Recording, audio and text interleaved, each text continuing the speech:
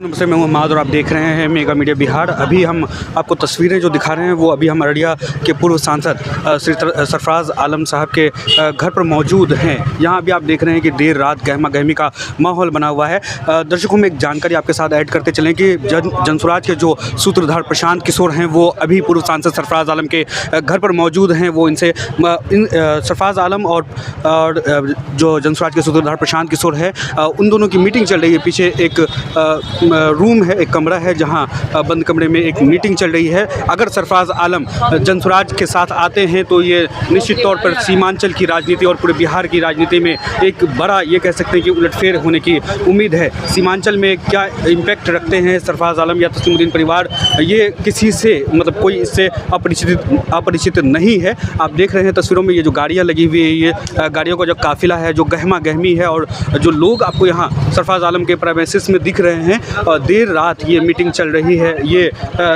जो प्रशांत किशोर हैं जनसुराज के सूत्रधार हैं वो नरपतगंज आज आए हुए थे। 6 मई को उनका दोपहर 1 बजे नरपतगंज आदर्श हाई स्कूल मैदान में उनका एक उद्घोष यात्रा के तहत एक कार्यक्रम था। उसके बाद वो किशनगंज गए। किशनगंज के बाद वो अररिया में उन्होंने प्रेस वार्ता की। प्रेस वार्ता में लेकिन ऐसी कोई जानकारी सामने नहीं आई थी। लेकिन अभी हम दिखा रहे हैं तस्वीरों में कि अभी हम सरफराज आलम के निवास पर, अररिया निवास पर मौजूद हैं और यहाँ जनसुराज के सूत्रधार प्रशांत किशोर आए हुए हैं और एक बंद कमरे में मीटिंग हो रही है। अब आने वाले दिनों में क्या कुछ खबरें निकल कर सामने आती है वो तो अब देखने का विषय होगा। ऐसा कुछ अगर ऐसा कुछ होता है तो आप ये सोच सकते हैं कि बिहार विधानसभा जो 2025 का जो आम चुनाव है उसमें काफ़ी कुछ उलटफेर अररिया और अररिया के आसपास के ज़िलों में हो सकता है। बहुत बहुत शुक्रिया। ये तो कियास लगाया जा सकता है कि कोई बड़े नेता कहीं पर किसी के घर पर आते हैं तो उनका अपना एक पहल है। और अभी जो माननीय पूर्व एमपी साहब सरफराज जी हैं वो अभी किसी पार्टी में नहीं है। तो हम लोगों का जो जनसुराजी हैं और जो जनसुराज के सूत्रधार प्रशांत किशोर जी हैं तो वह जब यहाँ पे नरपतगंज में प्रोग्राम किए उसके बाद गए किशनगंज। वहाँ से जब लौटे थे सोचे कि जब ये कोई पार्टी में अभी नहीं है तो मुलाकात कर लेना कोई बुरी बात तो नहीं है।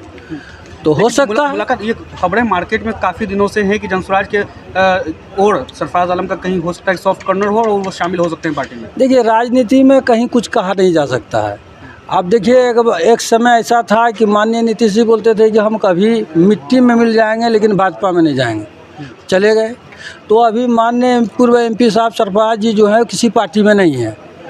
तो जनसुराज कोई बुरी पार्टी नहीं है और जनसुराज के जो सूत्रधार प्रशांत किशोर जी हैं वो किसी चीज़ के मोहताज व्यक्ति नहीं है। नाम उनको भारत नहीं दुनिया में जानते हैं लोग। ये भी उम्मीद लगा रहे हैं, अभी हम यहाँ मौजूद हैं, काफ़ी गहमा गहमी है चूँकि आप पलासी प्रखंड के डेहटी दक्षिणी पंचायत से मुखिया भी हैं और सिकटी विधानसभा से भावी विधानसभा प्रत्याशी के तौर पर भी खुद को प्रोजेक्ट कर रहे हैं। तो क्या सरफराज आलम के आने से जो कि हाट विधानसभा में आप लोग अपने आप को मजबूत पा रहे हैं या फिर इस तरह की कोई कोशिश है कि अररिया और आसपास के ज़िलों में उनसे कुछ इम्पैक्ट पड़ने वाला है? देखिए हम तो यह मानते हैं कि अगर सरफराज आलम साहब जनसुराज ज्वाइन करते हैं तो पूरे सीमांचल में एक जान आ जाएगा और हो सकता है कि पूरे सीमांचल में जो पार्टी चुनाव यहाँ पे लड़ती है वो सब के सब चले जाएंगे। चूँकि 15 साल से लालू यादव का राज देखा और ये 20 साल से कमोबेश नीतीश जी का राज देखा।